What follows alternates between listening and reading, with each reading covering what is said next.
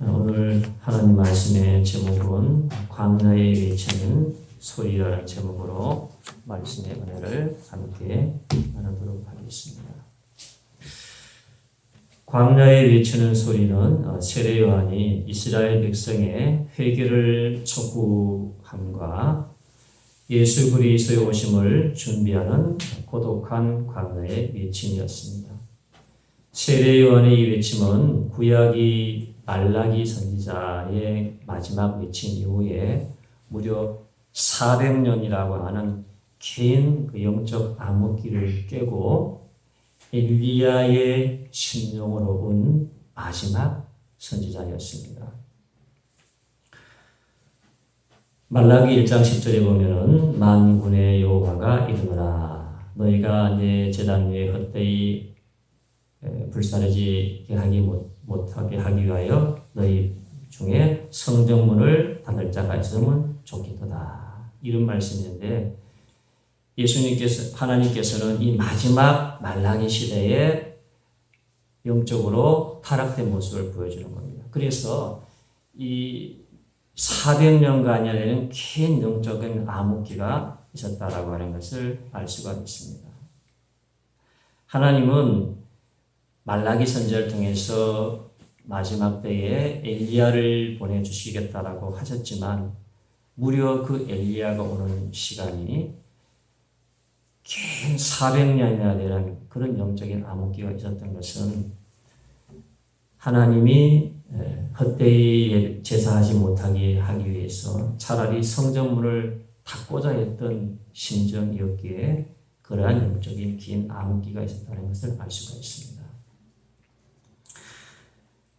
그래서 하나님은 400년 동안 그 어떠한 선지자도 보내지 않으시고 말씀하지 않으시고 침묵하셨던 것이었습니다. 하나님의 침묵은 하나님의 징계보다가 더 두려운 것이 될 수가 있습니다. 그 당시에 그 사회상을 보면 제사장들은 하나님의 이름을 멸시했다 이렇게 기록하고 있습니다. 말라기 선지자 기록한 거예요. 그 당시 제사장들이 하나님의 이름을 제사장들이 멸시했다는 거예요. 멸시해서 눈먼 희생제물을 드렸고 백성들은 실주와 봉헌물을 도적질했다. 이렇게 말라기 기록하고 있고 심지어 사람들은 하나님을 섬기는 일이 헛되다. 필요 없다. 명령을 지켜 행하는 것이 아무런 유익이 없다라고 했을 만큼 말라기 시대가 아주 영적으로 어두운 영적 암흑기의 시대였습니다. 그래서 이 긴 400년간의 공백기가 있게 되는 것인데요. 그러나 하나님의 인자와 진리는 그 자비는 하나님은 우리와 같은 인격, 사람 같은 인격에 있어 진노하시고 분노하시고 분노를 쏟아부으시지만 시간이 지나면 마음을 돌이켜주시더라고요. 하나님 마음을 돌이켜주시는 거예요. 400년간의 긴 영적 암흑기를 진짜 지나치고 하나님의 인자와 진리의 자비의 마음은 구약의 마지막 선지자를 통해서 엘리야를 보내겠다라고 하신 말씀대로 400년간의 침묵기를 깨고 엘리야를 보내주셨습니다. 그게 바로 세례 요한이에요. 말라기 4장 5절에 이렇게 되죠. 보라 여호와의 크고 두려운 날이 이르기 전에 내가 선지자 엘리야를 너에게 보내리니 그가 아버지의 마음을 자녀에게로 돌이키게 하고 자녀들의 마음을 아버지에게로 돌이키게 하리라. 돌이키지 아니하면 두렵건대 내가 와서 저주로 그 땅을 칠까 하노라 하시니라. 이 말씀이 구약의 말라기 선지자, 맨 말라기 마지막 선지자의 그 성경의 맨 끝부분에 있는 말씀이에요. 마지막 선지자인데 맨 끝부분에 있는 말씀인데요. 바로 하나님께서 엘리야를 보내주신다는 겁니다. 그 엘리야가 이 땅에 온 세례 요한인데 이 세례 요한의 출현의 의미는 그래서 우리가 다음과 같이 요약을 해볼 수가 있습니다. 세례 요한이 왔다라고 하는 것은 말라기 선지자를 통하여 예언되어진 것이 긴 400년간에 대해서 마치 오지 않을 것 같았어요. 오지 않을 것 같았지만 그러나 비록 더딜지라도 하나님이 이루시는데 예언이 성취되어졌다는 것입니다.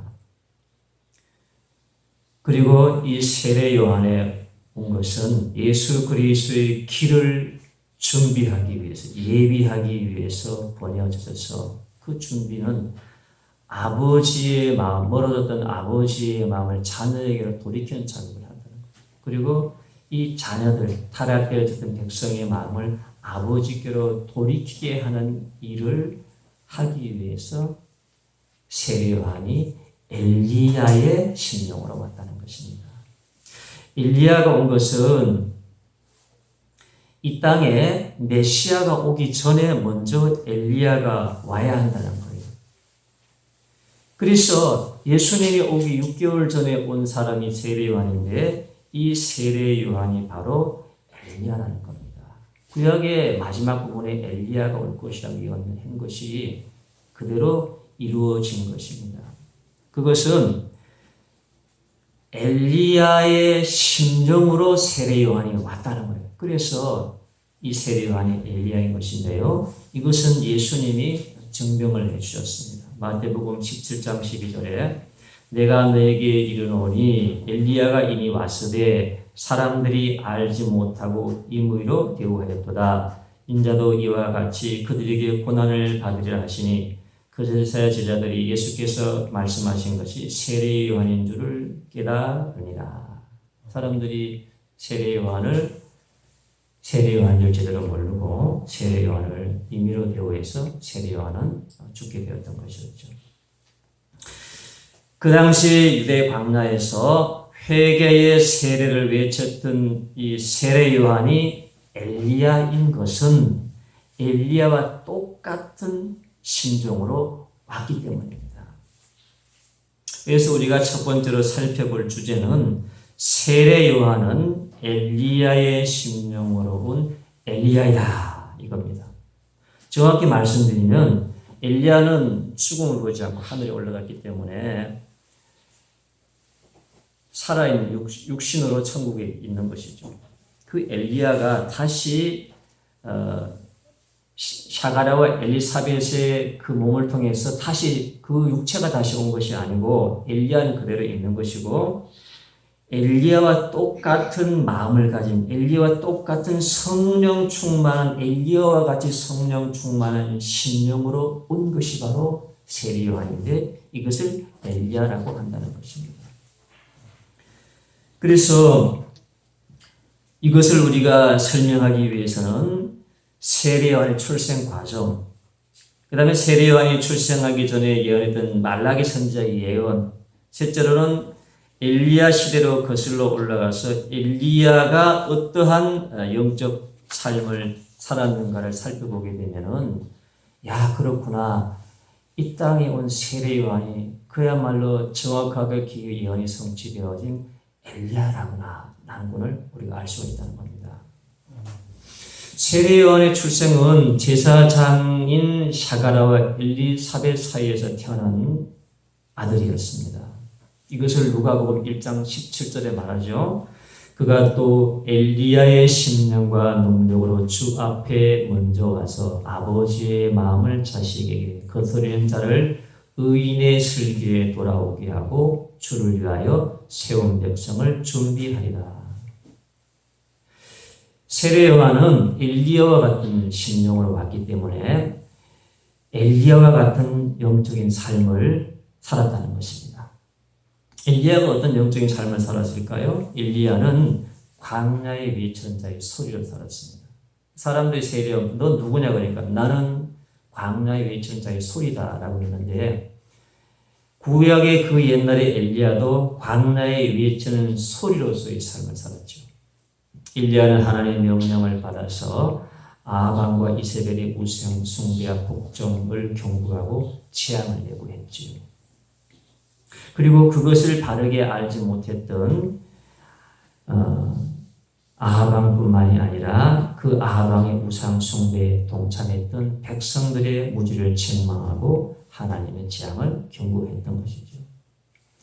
엘리야는 유대의 광야에서 재앙을 경고하면서 그 광야에 숨어서 그 광야에서 시냇가에 그리 시냇가에 물을 마시면서 까마귀가 날아드는 떡을 먹으면서 그 낙타토롯을 입고 하늘의 비바람을 맞으면서 그의 음식은 메뚜기와 석청이었다. 이렇게 말하죠. 광야의 사람이었습니다. 마침내 광야의 이 엘리야는 850명의 바알과 아세라 선지자와 영적 대결에서 기도했을 때에 하늘에서 불을 내리게 됩니다. 그때 엘리야가 그때까지도 깨닫지 못하고 하나님 편에 엘리야 편에 서지 못하는 백성들을 보면서 너희가 어느 때까지 둘 사이에서 머뭇머뭇하려느냐.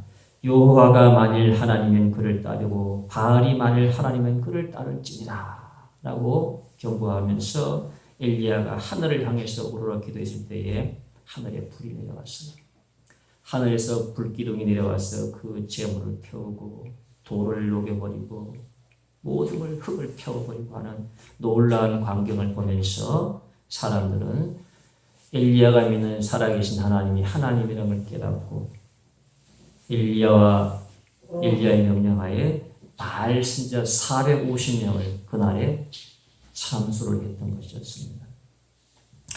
이처럼 엘리야의 외침은 유대 광야에서 아방의 우상 숭배와 또 그 심판의 재앙과 이것을 깨닫지 못하는 백성들에게 그 죄에 대한 회개를 촉구했던 홀로 그 회개를 촉구했던 고독한 엘리야의 외침이 그 광야의 외침이었습니다. 그래서 엘리야가 울면서 그러는 거죠. 하나님 다 죽고 나만 남았습니다. 이스라엘 백성 모든 사람들이 바알의 우상 숭배하고 바알에게 다 넘어갔고 나만 홀로 남았는데 나도 이제는 지치고 힘들어 죽기를 원합니다. 라고 했을 때에 하나님이 천사를 보내서 엘리야를 만지면서 그게 아니다. 그게 아니고 다 무릎 꿇지 않은 7,000명을 내가 숨겨두었느니라. 그렇게 말씀하시면서 엘리야에게 용기를 주었던 것이죠. 엘리야는 자신이 그 광야에 혼자 고독한 외침이었습니다. 시대가 다를 뿐 세례 요한도 엘리야와 똑같은 삶을 살았습니다. 엘리야와 같은 심령으로 왔기에 엘리야와 같은 삶을 살았습니다. 세례 요한은 제사장의 아들이었지만 엘리야의 심령이었기 때문에 제사장으로서의 직분을 감당하는 것이 아니라 어느 날 크더니만은 광야로 나가버리는 거예요. 그 사람은 받은 영대로 움직이는 거예요. 그 영이 어떠냐에 따라가지고 영적 성향이 있는데 광야로 나가게 되는데요. 누가복음 1장 80절에 이렇게 말하죠. 아이가 자라며 심령이 강하여지며 이스라엘에 나타난 날까지 빈 들에 있습니다. 제사장의 아들로서 안정된 생활을 할 수도 있겠죠. 그런데 어느 날 크더니만 조금 자라더니만은 아이가 어느 날 갑자기 그냥 광야로 나가요. 거기 나가서 움막을 짓고 거기서 아이가 사는 겁니다. 부모가 말려도 안 돼요. 자기 혼자 저 광야에 나가서 움막 속에 토굴 속에 흙이 살면서 엘리야처럼 낙타 토롯을 입고 음식은 메뚜기와 석청을 먹고 하늘의 비바람을 맞으면서 하나님의 때가 준비될 때까지 광야에서 거기서 기도하며 거기서 사는 겁니다. 그러면서 때가 되면 세례 요한이 엘리야처럼 광야에서 외치는 겁니다. 그 처음의 복음의 메아리가 회개하라 천국이 가까이 왔느니라 이거였습니다. 천국이 가까이 왔기 때문에 가장 필요한 것은 너희들이 회개를 하라는 거예요. 엘리야가 광야에서 아방을 향해서 그 백성들을 향해서 회개를 촉구했던 것처럼 세례 요한 역시 유대 광야에서 바리새인과 사두개인과 유대 백성들을 향해서 헤롯 왕까지를 향해서 헤롯 왕에게도 회개를 촉구했던 것이었습니다.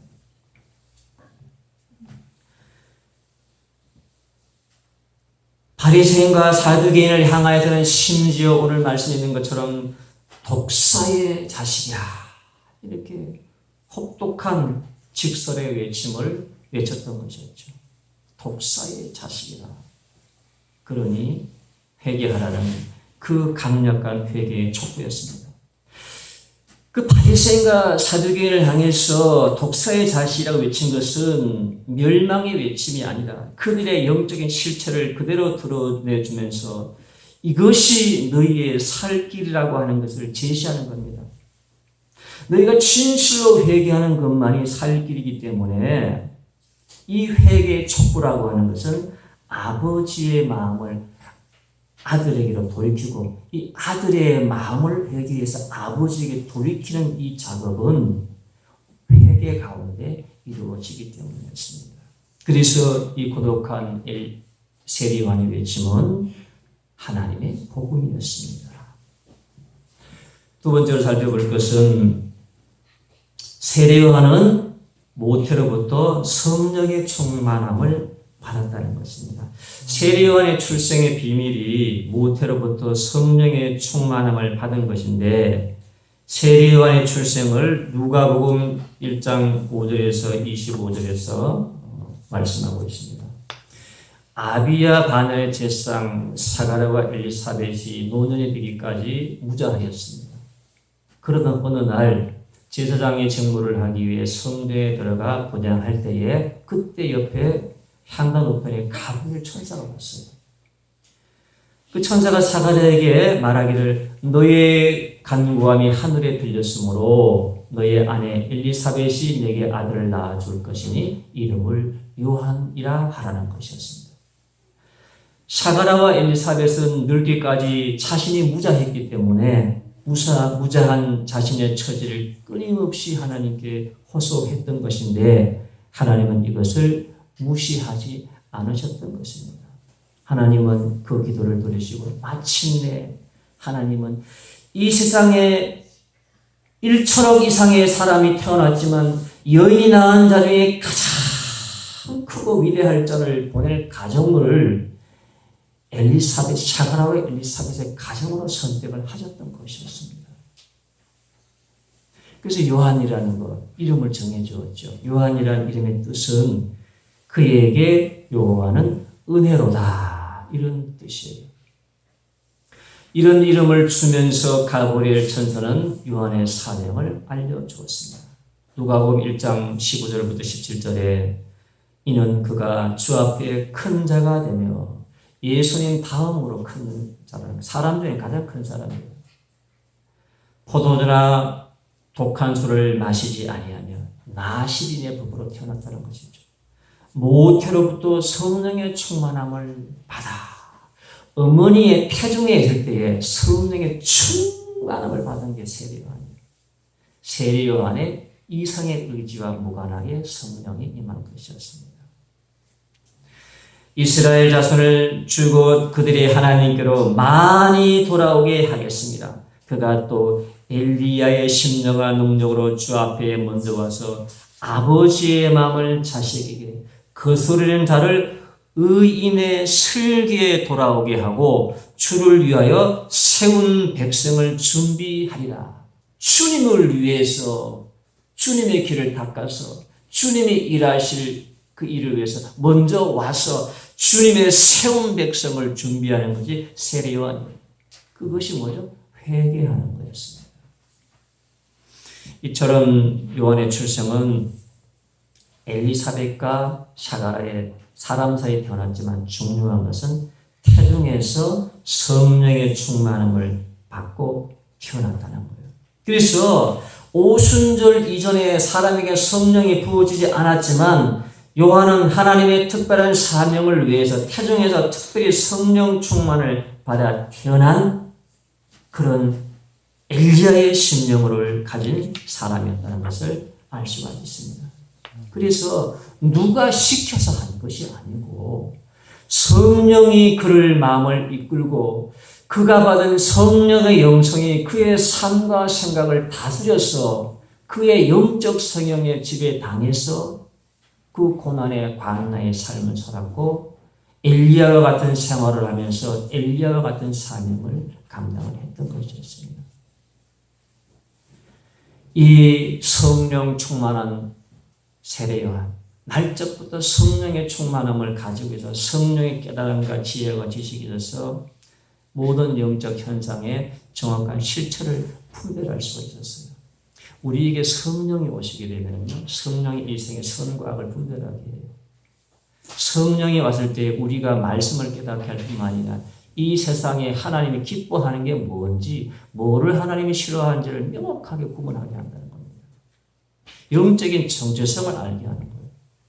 첫째로 그 당시에 아무도 예수님에 대해서 바르게 알지 못하는데 세상 사람들은 예수님이 랍비인 줄 알고 선생인 줄 알고 고작 선지자 중에 한 사람인 줄로 알았지만 세례 요한은 예수님을 보았을 때 예수님의 정확한 정체성을 알 수 있습니다. 그게 뭐죠? 성령의 기름 부으심이 깨닫기 위해서 깨달아 아는 성령이 알게 하시는 거예요. 그래서 세례를 받으러 자신에게 오는 예수님 바라보면서 예수님, 나는 예수님의 신발끈조차도 풀 수 없는 종의 모습이 주인의 신발을 끊어주고 신발을 끈을 묶어줘 풀어주니 그게 종의 모습이라 할 수 있는데 나는 그 예수의 신발끈 종의 모습조차도 될 수 없는 사람인데 어찌해서 주님께서 내게 세례를 받으러 오시나이까? 나는 물로 세례를 줄 뿐이지만 주님은 불과 성령으로 세례를 베푸시는데 내가 세례를 받아야 할 것인데 어찌 내게 세례를 받으러 오시나이까라고 알았으니 만큼 당신은 세상 죄를 지우고 가는 하나님의 어린 양 메시아가 아니십니까? 그래서 요한이 예수님 보고 보라 이분은 세상 죄를 지우고 가는 하나님의 어린 양이다 라고 알지 못한 유대인들에게 선포했던 것이었죠. 그 성령의 기름 부으심이 알게 했던 것이었습니다. 두 번째로 이 성령의 충만함이 사두개인들과 바리새인의 정체를 알게 했던 것이었습니다. 그 당시 바리새인과 사두개인들은 유대인들의 특권층으로서 사람들의 존경을 받는 사람들이었습니다. 그러나 요한의 눈에는 그것이 아니었습니다. 바리새인들은 율법주의 엘리트 집단이었고 사두개인들은 제사장 가문의 후예들이었습니다. 그들은 엄격한 유대율법을 지키고 있었고 일주일에 2번이나 금식했고 11조를 드렸고 거리에서 거룩히 기도를 했고 구제까지 했던 모든 사람들로부터 존경받는 사람들이었습니다. 그래서 그 어느 누구도 바리새인과 사두개인을 근접할 수 없는 성령과 같은 거룩한 사람들이라고 생각을 했습니다.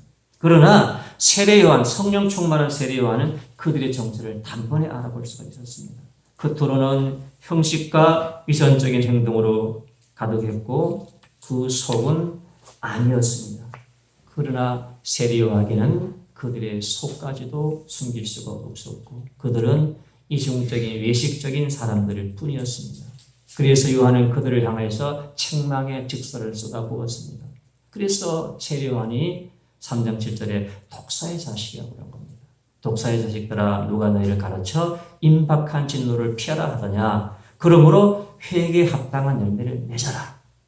그리고 속으로 아브라함이 우리 조상이라고 생각해서 그렇게 생각하지 말아라. 하나님은 너희들만 아브라함 자손이 되게 하는 것이 아니라 이 돌로도 아브라함 자손이 되게 할 것이다.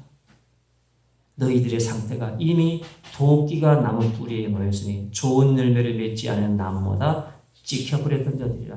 하나님의 스탠바이가 너희들의 이러한 상태를 도끼를 들어 나무 뿌리를 찍어서 내리칠 만큼 그러한 상태가 있다는 걸 지적하면서 너희들이 살 것은 회개에 합당한 열매를 맺으라는 것이었습니다. 그래서 이렇게 강력하고도 혹독한 회개의 촉구를 했던 것이었습니다.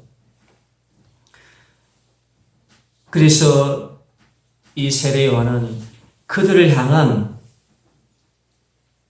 혹독한 책망과 지적이었지만 그것이 그들의 살 길이었기 때문에 정말로 회개에 합당한 열매를 맺어야만 살 길이 있기 때문에 세례 요한은 그러한 회개의 촉구를 했던 것이었습니다. 이것이 그들을 살릴 수 있는 복음이었습니다. 사람의 살 길은 하나님 앞에 진실로 회개하게 될 때에 용서를 받으며 살 길이 열리는 복음이 되는 것입니다. 셋째로 이 성령 충만한 요한은 헤롯 왕의 죄를 지적하며 회개를 촉구했습니다. 요한은 바리새인뿐만이 아니라 두려움 없이 헤롯 왕을 향해서도 거침없는 책망의 직설을 쏟아부었습니다. 세례 요한의 이 충만한 마음에 불일듯 일어난 것은 종교적인 바리새인뿐만이 아니라 통치자의 불의에도 책망의 경고를 서슴지 않았던 것이었습니다.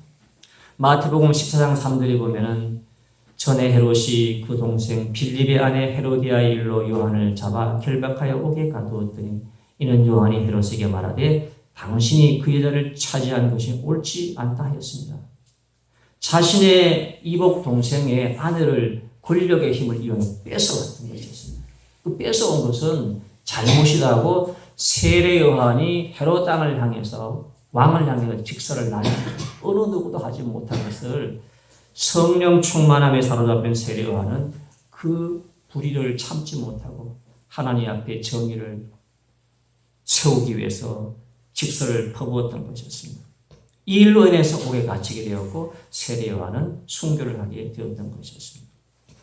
이 세례 요한의 순교에 대해서 마태복음 14장에 보면은 헤롯이 요한을 죽이려 하되 무리가 그를 선지자로 여김으로 그들을 두려워하니라. 세례 요한 죽이기를 헤롯이 두려워했습니다. 왜냐하게 되면은 세례 요한은 하나님의 말씀을 선포하는 회개를 외치는 사람이기 때문에 자반한 두었을 헤롯이 세례 요한을 해하지 못했습니다. 그런데 어느 날 헤롯의 생일날이 되어서 이 자기의 아내 헤로디아의 딸이 와서 연석 가운데 흥을 돋구고 춤을 추어서 헤롯을 기쁘게 했는데 헤롯이 그만 그 아이에게 내게 무엇을 해달라고 하든지 너에게 다 해주겠다 이런 약속을 했던 것이었습니다. 그때 이거를 들은 그 헤로디아가 그 아이를 자기의 딸을 불러다가 세례 요한의 머리를 소반에 담아서 내게로 가져오게 해라는 거예요. 얼마나 이게 섬찟한 얘기입니까? 이 헤로디아가 이게 나쁜 것으로 보통이 아닌 자 같은데 자기의 죄를 잘못을 지적한 이 세례 요한을 헤롯 왕이 소원을 들어주겠다고 하니까 그 소원은 다른 거 필요 없고 세례 요한의 목을 끊어서 그것을 그릇에 담아가지고 내 앞에 가지고 와라는 겁니다.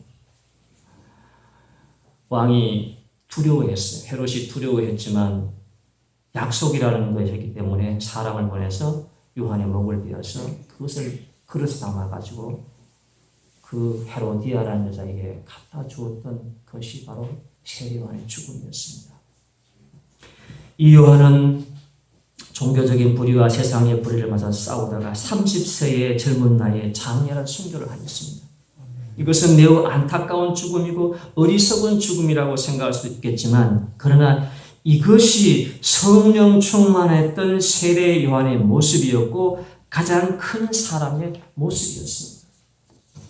요한은 사명을 충성되이 감당하였고 하나님 앞에 큰 자가 되는 위대한 사명의 사람이었습니다. 이 세례 요한이 죽은 이후에 예수님이 세례 요한에 대해서 말합니다. 내가 너에게 말하노니 엘리야가 이미 와시되 사람들이 알지 못하고 임의로 대우하였도다. 죽였다는 얘기죠. 인자도 그와 같이 그들에게 고난을 받을 것이다. 세례 요한이 그렇게 죽음같이 나도 그들에게 인해서 죽게 될 것이다 라는 것을 말씀했습니다. 그래서 성경은 이 세례 요한의 죽음을 안타까운 죽음이라고 말하지 않습니다. 그리고 예수님은 이 여인이 낳은 사람 중에 가장 큰 사람이라고 말씀하고 있습니다. 마태복음 11장 11절에 내가 진실로 너에게 이르노니 여자가 낳은 자 중에 세례 요한보다 큰 이가 일어남이 없도다. 그러나 천국에서는 지극히 작은 자라도 그보다 크니라. 성령 충만한 세례 요한은 그가 바라볼 때 죄악으로 관양한 세상을 참고 살아가는 것보다가 오히려 그 죄를 지적하면서 죽음을 택했는지도 모릅니다. 어쩌면 비굴한 삶보다가 죽음을 선택했는지도 모를 것입니다. 이 죄악이 관양한 세상을 바라보면서 그것을 인내하고 살아간다고 하는 것이 우리에게 영적으로 더 큰 고통이기 때문입니다. 이처럼 세례요한이 사람 중에 가장 큰 사람이 되었던 것은 죽음을 두려워하지 않는 복음을 외쳤고 예수 그리스도 앞에 와서 예수님의 사역을 준비하는 사람이 되었고 그 30살의 나이에 장렬한 순교의 죽음을 맞았기 때문이었습니다. 세례요한이 그랬던 것처럼 예수님 역시 십자가의 죽음을 마다하지 않으셨습니다. 그 참혹한 십자가의 죽음이 어떤 것인지 알았지만 십자가의 죽음을 마다하지 않고 그 고통 속에 죽으셨을 때에 저 하늘의 가장 존귀하고 높은 자리에 모든 이름 위에 뛰어난 이름을 얻으셨다라고 성경은 말씀하고 있습니다. 세례요한 또한 죽음을 두려워하지 않고 죄인들에게 촉구한 것은 회개였습니다. 죽음을 두려워하지 않고 회개의 복음을 촉구했기에 세례요한은 하나님 앞에 가장 큰 자가 될 수가 있었습니다. 이제 마지막 대주제로 세 번째로 말씀하고 마치고자 합니다. 세례요한은 예수님의 성령 사역 선포식의 사회자였다는 것입니다. 세례요한은 예수 그리스도의 사역이기를 준비하기 위해서 보내어진 자로서 이 예수님의 거룩한 복음 사역의 선포식의 사회자의 역할이었습니다.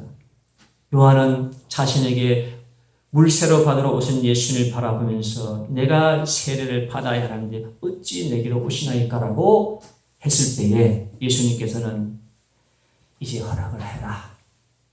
우리가 이와 같이 하여 모든 의를 이루는 것이 합당하니라 하시니 이에 요한이 허락하는지라.